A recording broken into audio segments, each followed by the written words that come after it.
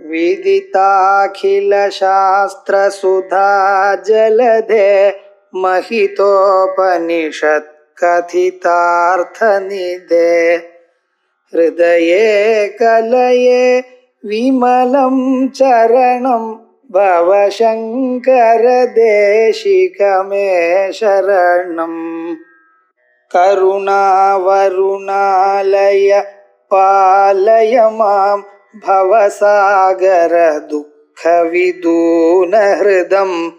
रचयाखिलदर्शनतत्त्वविदं भवशङ्करदेशिकमे शरणम्। ओम श्री गुरुभ्यो नमः। हरिः ओम। सदाशिवसमारम्भां शंकराचार्य मध्यमाम् अस्मदाचार्यपर्यन्तां वन्दे गुरुपरम्परां। श्रुतिस्मृतिपुराणानाम् आलयं करुणालयम् नमामि भगवत्पादं शङ्करं लोकशङ्करं। शङ्करं शङ्कराचार्यं केशवं बादरायणं सूत्रभाष्यकृतौ वन्दे भगवन्तो पुनः पुनः। ईश्वरो गुरुरात्मेति मूर्तिभेदविभागिने व्योमवद्व्याप्तदेहाय दक्षिणामूर्तये नमः। उकारस्वन्धकारो वैरुकारस्तन्निवर्तकः अन्धकारनिरोधित्वात् गुरुरित्यभिधीयते। ॐ सहनाववतु सहनौ भुनक्तु सह वीर्यङ्करवावहै तेजस्विनावधीतमस्तु मा विद्विषावहै। ओम शांति शांति शांति। ओम आप्यायन्तु ममाङ्गानि वाक्प्राणश्चक्षुश्रोत्रमतो बलमिन्द्रियाणि च सर्वाणि।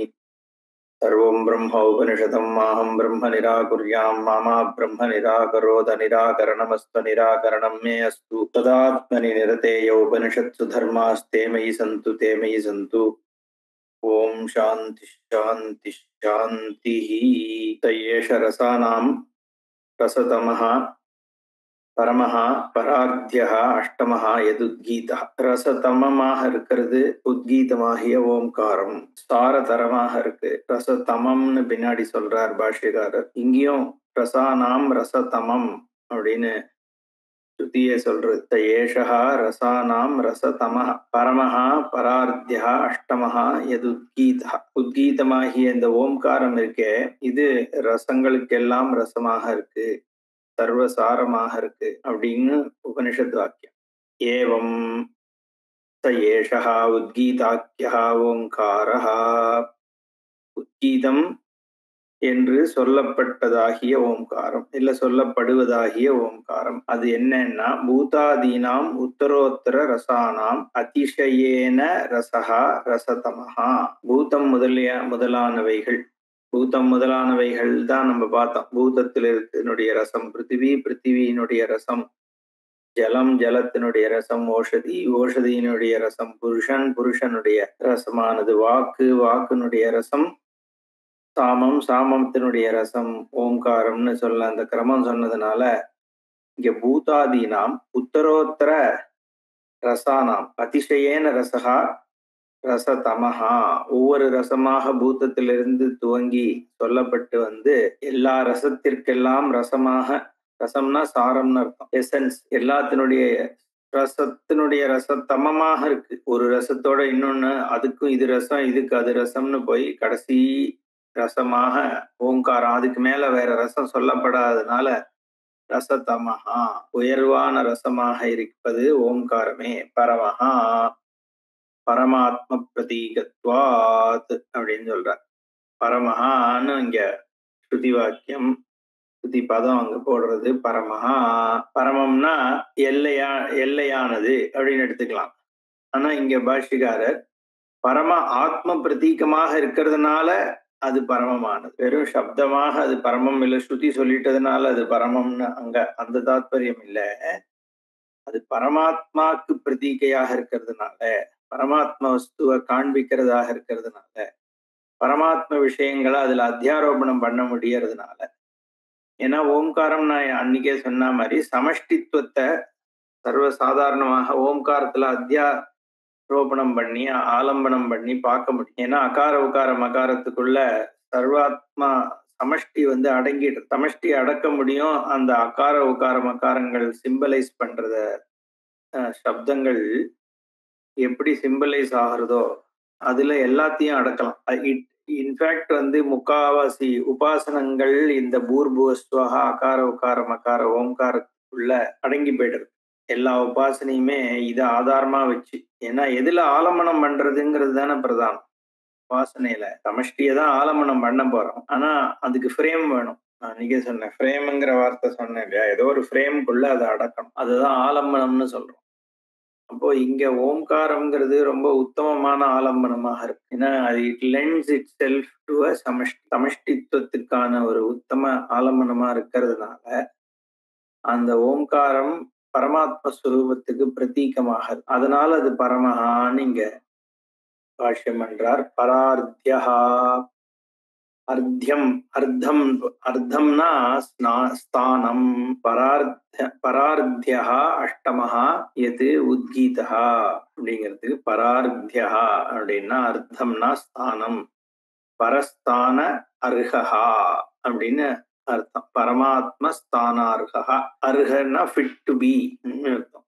அப்போ அர்த்தம் ஸ்தானம், பரஞ்ச தத் அர்த்தம் ச பரார்த்தம், பரம உயர்வான ஸ்தானம் அப்படின்னு அர்த்தம். உயர்வான ஸ்தானம் அர்ஹதி, தத் அர்ஹதி பரார்த்தியா. பர அர்த்தம் அர்ஹதி பரார்த்தியா, பரமாத்ம ஸ்தானார்ஹா அப்படின்னு சொல்ற. பரமாத்ம ஸ்தானத்தை, பரமாத்ம ஸ்வரூபமாகிய ஸ்தானத்தை அது அர்ஹதி. It fits it. It can be deemed to hold the Paramatma Sthanam. It deserves the place in சொல்லலாம். It deserves the position of the Paramatma. Okay. அதனால அந்த பரமாத்ம ஸ்தானத்தை என்ன தமிழ் என்ன சொல்றது, அது பரமாத்ம ஸ்தானத்திற்கு யோக்கியமாகிறது. அது சமஸ்கிருதம் தான். அர்ஹத்தராகிறது, சொல்லத்தக்கது அப்படின்னு சொல்லலாம். பரமாத்ம ஸ்தானமாக கருதத்தக்கது. பரமாத்மவது உபாசியத்வாத் இது அபிப்பிராயா. பரமாத்மாவிற்கு சமமாக ஒப்பாக பரமாத்மாவை போல பரமாத்மா என்று கருதி உபாசிக்கப்படுவதால், ஏற்கனவே நான் சொன்ன மாதிரி ஆலம்பிச்சு பரமாத்ம வஸ்துவாகிய இந்த சர்வாத்ம பிரம்மத்தை இந்த ஓம் என்கின்ற பிரதீகத்தில் ஆலம்பித்து உபாசிக்க முடியும் என்பதால் அது பரமாத்மவது உபாசியத்வாத் பரமாத்மஸ்தானார்ஹா. ஏன்னா எங்க பரமாத்மாவை உபாசிக்கிறோம்? ஓம்காரத்துலதான் உபாசிக்க முடியும். ஏன்? உத்தம ஆலம்பனமாக இருக்கிறதுனால. பரமாத்ம வஸ்துவ ஓம்காரம்ங்கிற பிரதீகையில தான் ஆலம்பிக்க முடியறது. அப்படிங்கிறதுனால ஓம்காரமே பரமாத்மவது பரமாத்ம ஸ்தானார்ஹா அப்படின்னு ஸ்ருதி சொல்றது. ஓமிதி பிரம்ம ஓம் இதீதகும் சர்வம்னு வேதம் சொல்றது. ஓமே சர்வம். அங்க உபாசனையா சொல்லல, அங்க ஓங்காரம் தான் சர்வம் புரிஞ்சுக்கோன்னு சொல்லுது. இந்த மாதிரி சில இடங்கள்ல ஓம்காரத்துல உபாசனை பிரதீகமாக வச்சு உபாசனை பண்ணுன்னு சொல்லும் பொழுது பரமாத்மஸ்தான அர்ஹான்னு இங்க உபாசனை பரமாக பார்த்தா உபாசியமான பிரம்மம், ஞேயம் பிரம்ம வேற, உபாசியம் பிரம்ம வேற. ரெண்டு வேறு வேறு விஷயங்கள். உபாசனைன்னு பண்ணும் பொழுது சகுணமாக தான் உபாசிக்க முடியும். உபாசனைன்னு சொல்லிட்டாலே சகுணம்தான். அதனால்தான் மெடிடேஷன் கான்டெம்ப்ளேஷன் ரெண்டும் வெவ்வேறு. கான்டெம்ப்ளேஷன் நிதித்தியாசனம்னு சொல்றோமே, அங்க ஞானம் வந்ததுக்கு அப்புறம் ஞான விஷயத்த அந்த வாக்கியங்களை எடுத்து அந்த சுரூபத்தை திருடமாக்கிக்கிறது. அந்த ஞானத்தை சுவாபாவிக பிரவருத்திகள் இல்ல நீக்கிறதுக்கு அதுக்கு கவுண்டர் டோட்டாக இத வாக்கியங்களை உபயோகப்படுத்தி திருப்பி திருப்பி என்ன அகம் நித்திய சுத்தா அப்படின்னு ஒரு வாக்கியத்தை எடுத்துட்டு அது அந்த வாக்கியத்தை ஆதாரமா வச்சு ஏற்கனவே கிடைச்சிருக்கிற ஞானத்தை, சிரவணத்தினால கிடைச்சிருக்கிற ஞானத்தை அவைலபிள் ஆக்கிக்கிறது கான்டெம்ப்ளேஷன் சொல்றோம். அதுதான் நிதித்தியாசனம். அங்க உபாசனைன்னு நம்ம சொல்றது இல்லை, அத நிதித்தியாசனம்னு சொல்றோம். அதனால ஞேயம் பிரம்ம. இந்த இடத்துல உபாசியம்னு சொல்ற பிரம்மமானது சகுணமாக இருக்கும் பொழுதுதான் உபாசனை பண்ண முடியும். ஏன்னா உபாசிக்கின்றவன் உபாசிக்கப்படுகின்ற பொருள், உபாசனை இதெல்லாம் எப்ப இருக்கு? ஏதோ ஒரு குணத்தினால அந்த உபாசியமான பிரம்மத்தை நான் ஒரு வித்தியாத்மகமாக உபாசிக்க. ஒரு நிமிஷம் ஒரே சத்தமா இருக்கா? கதவு சாத்தி. அதனால இங்க உபாஸ்யம் பிரம்மன்னு சொன்னாலே சகுணத்தை தான் உபாஸ்யம்னு சொல்ல முடியும். உபாஸ்ய பரமாத்மவத் உபாஸ்யத்வாத் அப்படின்னு இங்க சொல்றார் பாஷ்யக்கார். பரமாத்மா போன்று இல்ல பரமாத்மாவாக அப்படின்னா என்னன்னா, இங்க ஆலம்பிச்சுதான் பண்றோம். சூப்பர் இம்போஸ் ஓங்காரம்ங்கிற அந்த சப்தத்தை எடுத்து அதை பிரத்தீக்கையாக வச்சுட்டு அதுக்கு மேல நம்ம நேத்திக்கு பண்ணமே அந்த மாதிரி அதுக்கு மேல இதெல்லாம் அது சாரமாக இருக்கு அப்படின்னு நம்ம ஒரு ஒரு ரூட் கொடுக்கறது, ஒரு ஸ்ட்ரக்சர் கொடுக்கறது ஸ்ருதி. நீ எப்படி உபாசிக்கணும் அப்படின்னு. ஏன்னா இந்த உபாசனைகள் எல்லாமே ஒரு பர்டிகுலர் லட்சியத்தை வச்சுதான் உபாசனை. அந்த உபாசனையினுடைய முறை எதை அடையணும்னு நம்ம இன்டென்ட் பண்றோமோ அதை அடையறதுக்கு ஏத்த மாதிரி தான் உபாசனையினுடைய வழியும் இருக்க போகுது. அப்போ இங்க சர்வாத்ம சித்தி அப்படிங்கிற பொழுது சர்வாத்ம பாவத்துக்கு ஏத்த மாதிரி தான் உபாசனை கிரமமும் இருக்கும். அதனாலதான் இப்ப இல்லைன்னா நம்ம வெறும் லைட்டை வச்சு மெடிடேட் பண்ணலாமே, அதை வச்சு பண்ணலாமே, இப்படிதான் ஏன் பண்ணணும்னா ஆப்ஜெக்டிவ் வேற. நான் ஏற்கனவே சொன்ன மாதிரி சர்வாத்ம ஸ்வரூபத்தை தான் இங்க நம்ம அவலம்பிக்கிறோம்.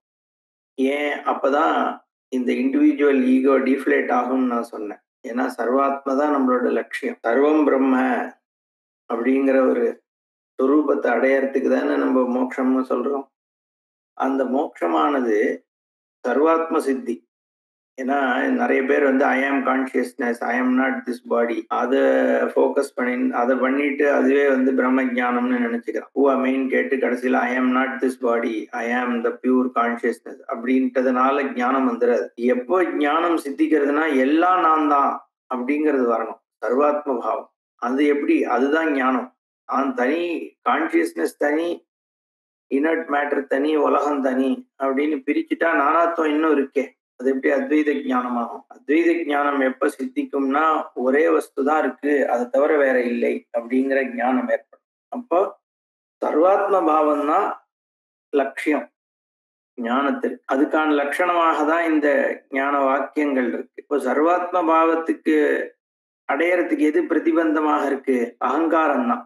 இந்த லோடட் ஈகோ இருக்கு இல்லையா, அதுதான் ப்ராப்ளம். அப்போ எவ்வளோக்கு எவ்வளோ அந்த இண்டிவிஜுவல் ஈகோ குறையிறதோ அவ்வளோக்கு அவ்வளோ யோக்கியதா அம்சம் சித்திக்கிறது, அதிகாரித்துவம் சித்திக்கிறது. அப்போ அதை குறைக்கிறதுக்கான ஒரு பிரக்கிரியையாக தான் இந்த கர்மயோகம் இது எல்லாமே சொல்லப்படுறது. அப்போ உபாசனையும் அதுக்கு அனுகூலமான ஒரு உபாசனை தான் நம்ம பண்ணணும். அதுக்குதான் ஸ்ருதி இந்த மாதிரி உபாசனையை கொடுக்கறது. இங்க இந்த ஓம்காரம் அஷ்டமஹா அப்படின்னு. அஷ்டமன்னா எட்டாவதாக அப்படின்னு. எட்டாவது ஏன்? பிருத்திவியாதி ரசசங்கியாயாம் எது உத்கீதா யா உத்கீதா சஹா அஷ்டமஹா. பிருத்திவி முதலான இவைகள் எண்ணினோம்னா மொத்தம் 8 இருக்கு. பிருத்திவி, ஆப்பு, ஓஷதி, புருஷன், வாக்கு, ரிக்கு, சாம, உத்கீத. அப்போ உத்கீதம் 8ஆவதா இருக்கும் இல்லையோ, அதனால அஷ்டமஹா. ஒன்னொன்னும் ரசம்தான். அதுல 8ஆவதாக இருக்கிற கடைசி ரசமானது உத்கீதம் அப்படின்னு ஒரு சங்கியை கொடுக்க. அடுத்து அப்புறம் கதமா இருக்கு, கதமத்து சாம, கதமஹா உத்கீதா விதி விமிருஷ்டம் பவதி. ஸ்ரீலிங்கம், நபும்சகலிங்கம், புல்லிங்கம். அதனால இங்க ஒண்ணு கதமா, இன்னொன்னு கதமத்து, இன்னொன்னு கதமஹான்னு சொல்றது. கதமா இருக்கு, கதமத் சாம, கதமஹா உத்கீதா. அது ஒரு வீப்சா வேற. ரெண்டு தடவை சொன்னா வீப்சான்னு அர்த்தம். ஏன் அது 2 தடவைன்னா ஆதரார்த்தான்றார் பாஷிகார். வீப்சா வாச்சஹா ரிக்ரசஹா இது உக்தம். வாக்குக்கு இருக்கு ரசமாக இருக்குன்னு சொல்லப்பட்டது. கதமாசா இருக்கு, அது என்ன அந்த இருக்கு அப்படின்னு. கதமாங்கிற பதம் டதமச். கொஞ்சோண்டு இதுல வியாக்கரணத்தை பாஷ்யக்காரர் கிராமர் கொண்டு வரார். பாஷ்யம் படிக்கிறதுனால அதை பார்ப்போம். ரொம்ப ஃபாஸ்டா பார்த்துன்னு போயிடலாம். அது ரொம்ப இதுல ஸ்பெண்ட் பண்ணணும் இல்லை. இதுல எல்லாரும் பாணினி சூத்திரம் தெரிஞ்சவாளும் கிடையாது. இருந்தாலும் பாஷ்யத்தினுடைய அனுசரிச்சு போறதுனால நம்ம இதை பார்ப்போம். வா பகூனாம் ஜாதி பிரஷ்னே டதமச்சு அப்படின்னு ஒரு சூத்திரம் இருக்கு. பாணினியினுடைய வியாக்கரண சூத்திரம். சூத்திரம்னா கிரிப்டிக்காக சொல்லப்படுற விஷயத்துக்கு சூத்திரம்னு பேரு. அல்பாட்சரம், அசந்திக்தம், தாரவத்து, விஸ்வதோமுகம் அப்படின்னு லட்சணம் சூத்திரத்துக்கு. சூத்திரம் ஏன்னா அந்த காலத்துல எல்லாமே சப்தாத்மகமாக தான். அப்பெல்லாம் புக்கு ஓலைச்சுவடி இருந்தாலும் முடிஞ்ச வரைக்கும் புஸ்தகத்தை அவாய்ட் பண்றதாக தான் இருந்தது நம்மளோட லிட்ரேச்சர்ஸ் டெக்ஸ்ட் எல்லாம். எப்படி எல்லாத்தையும் மெமரைஸ் பண்ணிக்கிறது அப்படின்னு ஒரு ஆஸ்பெக்ட் உண்டு. வெளியில புஸ்தகத்துல இருக்கிறத விட புத்தியே புஸ்தகமா இருந்தது. அது எப்படி பாசிபிள் ஆச்சுன்னா, இந்த மீட்டர் ஸ்லோகங்கள் எல்லாத்துக்கும் மீட்டர் ரிக்கு எல்லாமே மீட்டர் உண்டு. சந்தஸ்ன்னு சொல்றது மீட்டர் இருக்கும்போது மனப்பாடம் பண்றது ஈஸி. தர்ம கஷேத்ரே குருக்ஷேத்ரே சமவேதா யுத்சவா மாமகா பாண்டவாஸ்சைவ கிமகுர்வத சஞ்சய திருஷ்ட்வா து பாண்டவா நீகம் யூடம் துரியோதனஸ்ததா ஆச்சாரியமுபசம்கம்ய ராஜாவச்சனமப்ரவீத் பశ్யைதாம் பாண்டபுத்ராணாம் ஆச்சாரியமஹதீம் ஜமும் யூடாம். எப்படி இப்படி சொல்ல முடியாதுன்னா அந்த மீட்டர் இருக்கிறதுனால. இதே ஒரு ப்ரோஸ் டெக்ஸ்டா இருந்தா இந்த மாதிரி சொல்லிட முடியுமா? முடியாது. மெமரைஸ் பண்றதுக்கு இந்த மீட்டர் ரொம்ப யூஸ்ஃபுல்லா இருக்கு. கண்ண மூடின்னு தூக்கத்தை எழுப்பினாலும் சொல்ல முடியாது. இப்போ விஷ்ணு சஹஸ்ரநாமம் சொல்றவாள்லாம் சொல்லிடுறோம் இல்லையா எப்ப எழுப்பினாலும். காரணம் அந்த மீட்டர் இருக்கிறது. ஸோ அது one of the ways memorise பண்றது. மீட்டர் இருந்தா ஈஸி. வியாக்கரணத்துக்கும் மீட்டர் வச்சு பண்ணலாம். பண்ணா ரொம்ப பெருசா போயிடும். அதனால இவ என்ன பண்ணா, இந்த சூத்திரம்னு ஒண்ணு பண்ணா. சூத்திரம்னா த்ரெட்டு. அதாவது மினிமல் வேர்ட்ஸ், மினிமல் சிலபிள்ஸ் இருக்கணும். அல்பாட்சரம் அப்படின்னு அக்ஷரம் கம்மியா இருக்கணும்.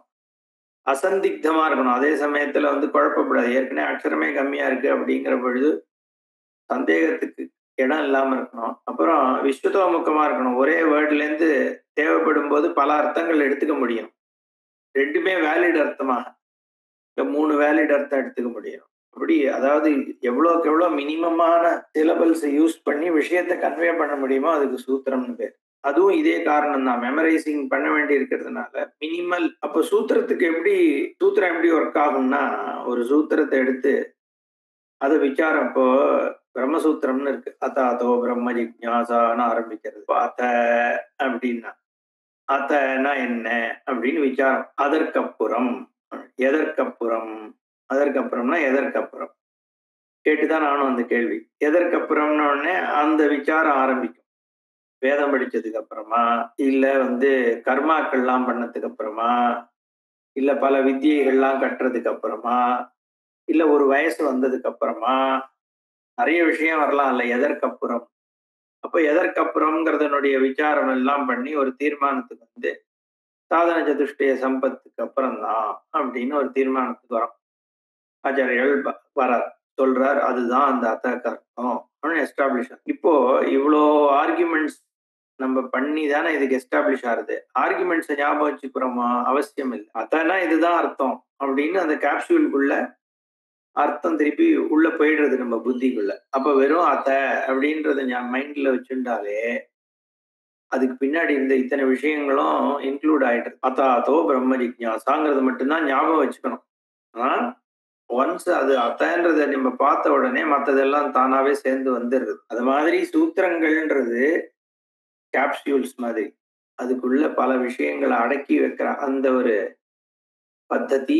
பல சூத்திரங்கள் இருக்கு. இதுல வியாக்கரண சூத்திரம் பாணினி எழுதினார். அதை பேஸ் பண்ணி தான் சமஸ்கிருத வியாக்கரணம். அதுக்கு பதஞ்சலி மகாபாஷ்யம்னு பாஷ்யம் பண்ணார். இது அநேகமா சில பேருக்கு தெரியும், சில பேருக்கு தெரியாதனால சொன்னேன். இதுல ஒரு சூத்திரம் இருக்கு. 5.3 அஷ்டாத்தியாயின்னு பேர் அதுக்கு. 8 அத்தியாயம். அதுல 5வது அத்தியாயத்துல இந்த 3வது பாதத்துல 93வது சூத்திரம். வாபகூனாம் ஜாதி பரிப்பிரஷ்னே டதமச்சு. ஜாதிகளுக்கு நடுவுல ஒரு ஜாதி என்ன ஜாதியாக இது இருக்கு. ஜாதினா கலெக்ஷன். தமிழ்ல சொல்ற ஜாதி இல்ல. ஜாதினா ஒரு கலெக்ஷன், செட்டு. ஒரு இத்தனை செட் இருக்கு, அதுல இது எந்த செட் அப்படின்னு கேள்வி கேட்கணும்னா டதமச்ச உபயோகப்படுத்தணும். பிரத்யயமாக. கஹா இல்ல கம் கிம் அப்படிங்கிறதோட டத்தமச்சு சேர்த்தா கதமான்னு வரும். டத்தமச்சு அப்படிங்கிறதோட கூட சில இன்னும் பிரத்யங்கள்லாம் சேர்ந்து கதமான்னு வரும். அந்த கதமாங்கிறதுக்கு என்ன அர்த்தம்னா, இந்த பல விஷயம் பல ஜாதிகள் கலெக்ஷன்ஸ்குள்ள இது எந்த கலெக்ஷன் அப்படின்னு கேட்கறதுக்கு டத்தமச்சு யூஸ் பண்ணலாம். இப்ப எதுக்காக இத்தனை வியாக்கரணத்தை இவர் கொண்டு வர்றாருன்னா, பூர்வபக்ஷி என்ன கேள்வி கேட்கறான், டத்தமச்சுன்னா பல செட்டுக்குள்ள இருக்கிற ஒரு செட்டை செலக்ட் பண்றதுக்கு தானே. இங்க ரிக்குன்னு பல செட்டு ரிக்கு இல்லையே. ரிக்குன்றது மொத்தமே ஒரே செட்டு தான். சாமங்கிறது ஒரே செட்டு தான். பல சாமங்கள் இல்ல. அப்ப கதமத் சாமன் எப்படி கேட்கலாம்? அப்ப நீ பண்ணிக்கிற அர்த்தம் தப்புன்னு பூர்வபக்ஷி கேள்வி கேட்கறான். அதுக்காக தான் இந்த இது கொண்டு வர்றார். இத்தி யுக்தம் சாந்தச பிரயோகங்கள்ல பொதுவா இந்த அளவுக்கு கிராமர், ஏன்னா பகுலம் சந்தசி அப்படின்னு சொல்லிடுவார். இல்லைன்னா இந்த வேதத்திற்கு இந்த ரெகுலர் கிராமர் அப்ளை ஆகாது ஃபுல்லா. ஏன்னா கிராமர் வந்தது much later. In fact spoken language வந்ததே மச் லேட்டர்னு தான் நம்ம சொல்றோம். ஸ்ருதி வரும்பொழுது இந்த கிராமர் கிடையாது. ஸ்ருதியினுடைய ஸ்ட்ரக்சரும் யூசேஜஸும் ஸ்போக்கன் லாங்குவேஜ் அப்புறம் லிட்ரேச்சர்ல யூஸ் பண்ணியிருக்கிற லாங்குவேஜோட மாறுபட்டிருக்கு. அப்புறம் வர்ற லிட்ரேச்சர்ல எல்லாம் வேற மாதிரி கன்வீனியன்ஸ்க்கு அனுகூலமாக லாங்குவேஜ் மாறி இருக்கு. இப்ப கிராமர் பிரதானமாக அந்த லிட்ரேச்சருக்கும் ஸ்போக்கனுக்கும் தேவையானபடிதான் கிராமர் பண்ண வேண்டியிருக்கு. அப்போ வேதம் கிட்டத்தட்ட இதை அனுசரிச்சிருக்கிறதுனால வேதத்துக்கு மேக்சிமம் அப்ளை ஆகும். ஆனா சப்ஸ்டான்ஷியல் போர்ஷன்ல இந்த கிராமர் அப்ளை ஆகாதுங்கிறதுனால தான் அவர் ஓப்பனா விட்டுட்டார். சாந்தச பிரயோகங்கள்ல இப்படிலாம் ஸ்ட்ரிக்ட் கிராமர் அப்ளை ஆகாதுன்ட்டார் அவர்.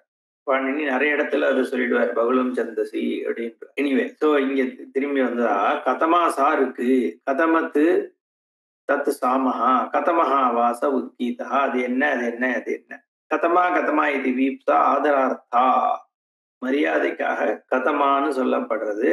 ஆனா இவன் கேள்வி கேட்கிறான், இந்த சூத்திரப்படி கதமச் பிரத்யயா இஷ்டஹா நஹி அத்ர ரிக் ஜாதி பகுத்வம், பல ரிக் ஜாதிகள் இல்லை. கதம் டதமத் பிரயோகம், எப்படி டதமச் இங்க பிரயோகிக்கப்படுறது அப்படின்னு. ந ஏஷ தோஷா, இது ஒரு பெரிய தோஷம் இல்லைங்கிறார் பாஷ்யக்காரர். ஏன்னா ரெண்டு விதமா நீ எடுத்துக்கலாம். என்ன, ஜாதவ் பரிப்பிரஷ்னா அப்படின்னு எடுத்துக்கலாம். இனி ஜாதேகே பரிப்பிரஷ்னஹான்னு எடுத்தேன்னா இங்க என்ன அர்த்தது? ஜாதிகளில் இது எந்த ஜாத்தின்னு ஆகும். ஜாதிகளில் ந து ஜாதேகே பரிப்பிரஷ்னஹான்னு கடைசியில போடுற. ந து ஜாதேகே பரிப்பிரஷ்னஹா இது விக்ருஹ்யதே. அப்படி விக்கிரகம் பண்ணாத. ஜாதோ பரிப்பிரஷ்னஹா, ஒரு ஜாதியில் இருக்கும் விஷயங்களில் இது என்ன அப்படின்னு எடுத்துக்கலாம் இல்லையா. ஜாதோ பரிப்பிரஷ்னஹான்னு எடுத்துட்டேன்னா ஒரு ஜாதிக்குள்ள பல வியக்தி இருக்கு. ரிக்குங்கிறது ஒரு கலெக்ஷன். அந்த கலெக்ஷன் ஆர் செட்டு, அந்த செட்டுக்குள்ள ஒரு இண்டிவிஜுவல் இருக்கு. அப்போ ஜாதவுன்னு எடுத்துட்டேன்னா விக்கிரகம் பண்ணேன்னா இங்க பிரச்சனை இல்லை. அதான் சொல்றார், ஜாதவ் பரிப்பிரஷ்னஹா ஜாதி பரிப்பிரஷ்னஹா இது ஏதஸ்மின் விக்கிரகே ஜாதவ் வியக்தினாம் பகுத்துவோபத்தேக. ஜாதிங்கிற அந்த இது ரிக்குங்கிற ஜாதியில பல ரிக்கு வியக்திகள் இருக்கு. ஜாதி வியக்தி, வியக்தினா இண்டிவிஜுவல், ஜாதினா கலெக்ஷன் செட்டு. அந்த செட்டுல பல ரிக்குகள் இருக்கு. அதனால இங்க ஜாதவ் பரிப்பிரஷ்னஹா ஜாதி பரிப்பிரஷ்னஹா, அங்க நீ டதமச் உபயோகப்படுத்தலாம்னு இருக்கே.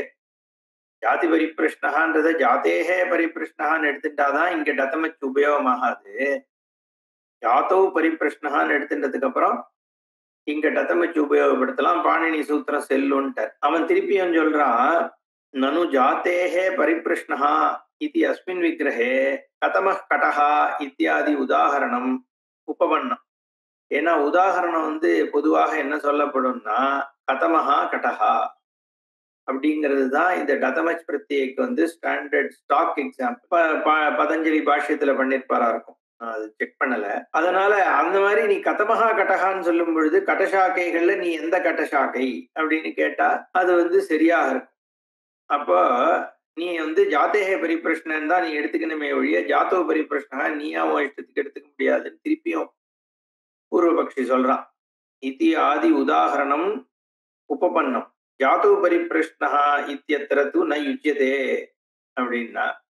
ஆனா பாஷ்யக்காரர் சொல்றாரு இல்ல அங்கேயும் ஜாதவ பரிபிரஷ்னகா ஒத்து வரும். தத்ராபி கட்டாதி ஜாதவ் ஏவ வியக்தி பகுத்வ அபிப்பிராயன பரிபிரஷ்னகா அதோஷா. அங்க கூட கட்டஜாதியில கட்ட ஜாதிக்குள்ள நீ கட்ட ஜாதிகள்ல நீ எந்த கட்ட ஜாதின்னு ஒண்ணு, கட்ட ஜாதியில நீ எந்த கட்டம்னு நீ அங்க எடுத்துக்கலாமே. அதனால பகுத்துவ அபிப்பிராயம் அங்கேயுமே செல்லும்.